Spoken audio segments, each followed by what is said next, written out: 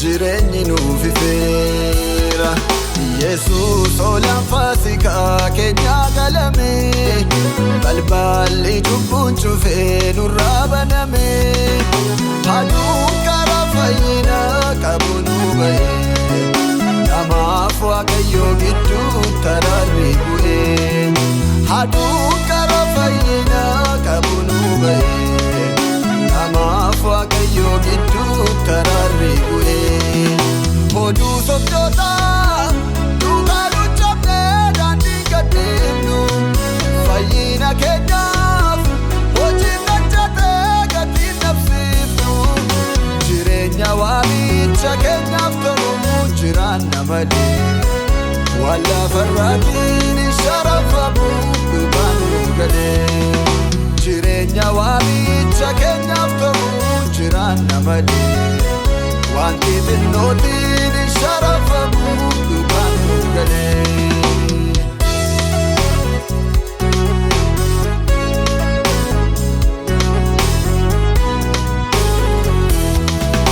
Ilmi Waaqayyoo daandii jireenyaatti utuu harkisu, gowwoonni dafqaan fayyina bituutti of dadhabsiisu.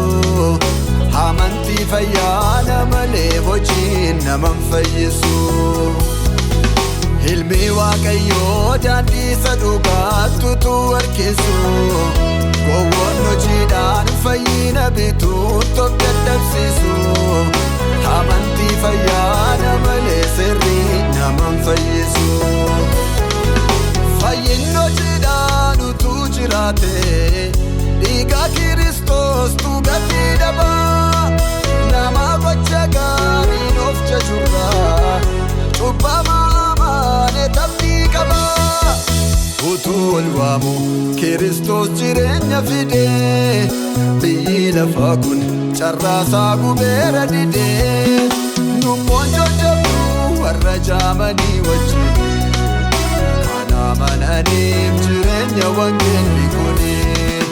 Nummoon jajjabdu warra jaamanii wajjin, kana amananiif jireenya wangeelli kuni.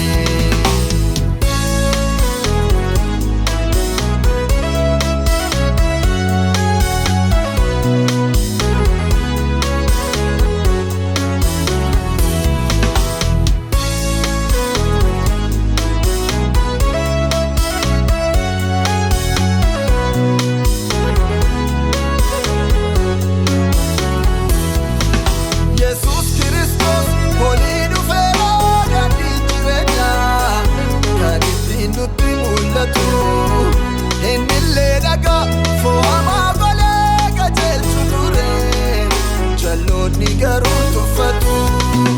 Yesuus Kiristoos olii dhufeera daandiin jireenyaa, kan ittiin nutti mul'atu. Innillee dhagaa fo'amaa golee qajeelchu ture, gowwoonni garuu tuffatu. Dhoksaa jireenyaa akka waan isaa caalaa beekanii, kan saaniisanii daandii mataa isaanii irra deemanii. Utuu laalanii utaaluu malee kiyyootti, qorichi cubbuu tokkicha ilma Waaqayyooti. Utuu arganii utaaluu malee kiyyootti, daandiin jireenyaa tokkicha ilma Waaqayyooti.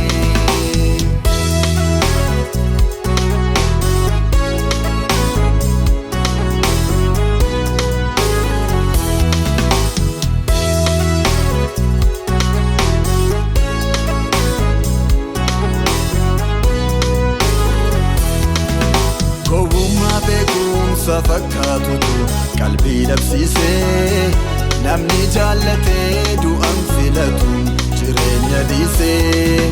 Dhugaa beekamaa nu shakkisiise oduun si'anaa, gorsa Waaqayyoof buluurra namni ofitti amanaa. Nuuf banameera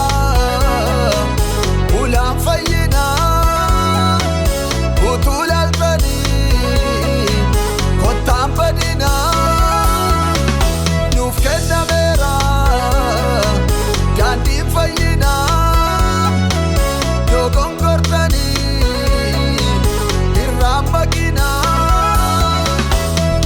ol waamu Kiristoos jireenya fide biyyi lafaa kun carraasaa gubeera dide Nummoon jajjabdu warra jaamanii wajjin Kana amananiif jireenya wangeelli kuni Nummoon jajjabdu warra jaamanii wajjin